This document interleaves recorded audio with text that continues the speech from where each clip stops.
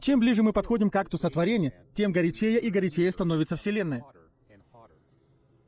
В итоге Вселенная станет настолько горячей, что протоны и нейтроны не смогут быть вместе. И все атомные ядра распадутся. Но давайте продолжим наш путь. Окунаясь еще глубже, мы видим ослепляющую вспышку, которую от акта сотворения отделяет лишь 1 миллисекунда. Эта вспышка произошла в результате аннигиляции всей антиматерии во Вселенной.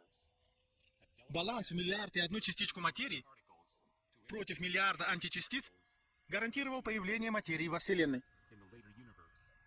Он также стал гарантией появления жизни.